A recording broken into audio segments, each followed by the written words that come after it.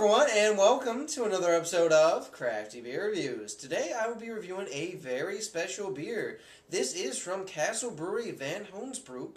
Sorry if I screwed up pronunciation. Of course, I'm American, so these don't always come out correct. And this is their Kasteel Winter. Now, I've got to give a big shout out to Average Joe, as he's known here on YouTube, for hooking me up with this beer. Not only that, who's also on YouTube, was very kind to give this to Joe, who then gifted it to me. So, thank you to the both of you. Obviously, I would not be trying this beer otherwise.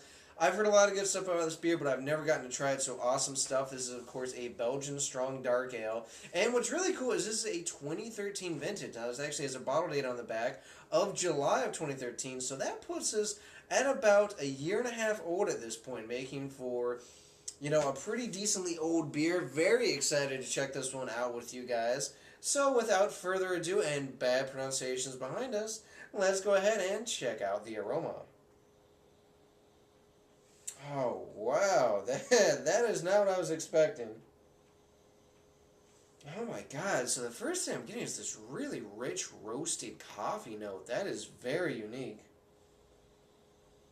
Definitely getting a lot of this kind of rich milk chocolate in there. Definitely getting more of the typical smells you get underneath those as well. Like I'm getting some of that dark fruit. Touch of cherry in there as well. Definitely a little bit of caramel sweetness. Maybe a hint of toffee and some sweeter bready malt notes. A little bit of that Belgian yeast strain as well. Yeah, that is really, really different. I was not expecting that coffee. Yeah, the way that the caramel and the coffee and the chocolate and just a little bit hint of alcohol in there, it kind of reminds me of like a chocolate liqueur a little bit. Yeah, definitely those dark fruits, like again the cherry, maybe a touch of vanilla in there. Smells like a really damn good beer. Alright guys, let's go ahead and take our first sip.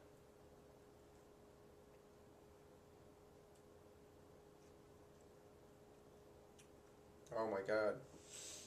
Wow. Wow. That is really good. Oh my god, I gotta go in for another sip.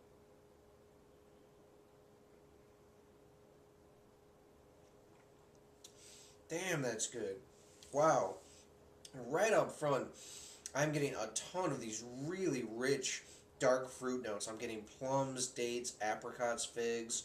I'm definitely getting, you know, like that lighter stuff, like I said, you know, the apricot. I'm definitely getting a little bit of like this cherry note, kind of this other ripe red fruit note definitely in there. That is really, really good. Oh my god. I'm definitely getting a lot of caramel. Definitely a lot of toffee sweetness in here as well, but it's not cloyingly sweet. It's not over the top. It's just like, it's almost like a Werther's kind of, you know. It's got that really nice kind of creamy caramel note in there. Really nice roasted coffee too. It's kind of like a nice lightly roasted coffee bean. That is really unique. It mixes really well with that rich kind of milk chocolate sweetness.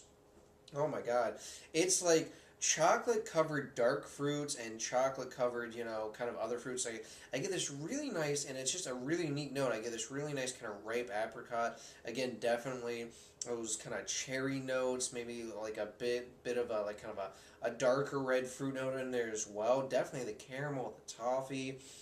Man, this is just loaded with a ton of complexity. Like I said, that milk chocolate, the coffee. Definitely getting a little bit of spiciness from that Belgian yeast strain as well, but this is really good.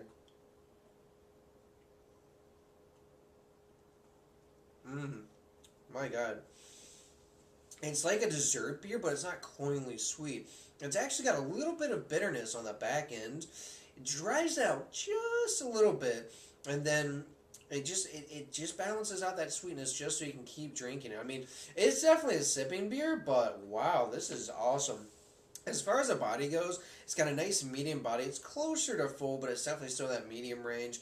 It's got a very lively type of carbonation, like most types of, you know, Belgian ale. So it kind of has that effervescent kind of carbonation, almost like champagne. It really kind of scrubs your tongue, gets you ready for another sip. It's got a great mouthfeel. It's kind of light, but it's not too syrupy or thick at the same time. So it's like just a good medium mouthfeel.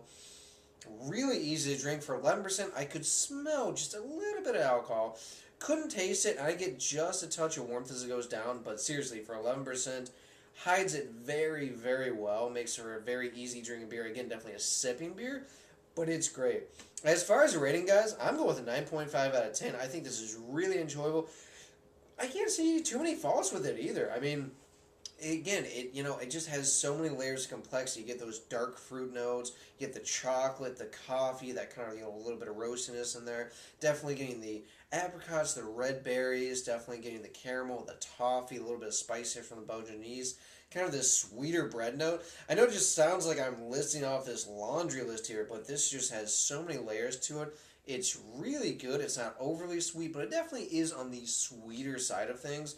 This is a great beer for the cool months, and yeah, just awesome stuff. Joe, thank you so much, guys. Joe, I hope that if you haven't tried this one, go get a bottle, man. This is awesome. I don't know if the year and a half did anything to improve this, but this is a great beer. If you guys haven't tried it, go check it out. Alright, guys, that does it for this beer review. Please remember to rate, comment, and subscribe. And remember, I hope whatever you're doing involves good craft beer. See ya.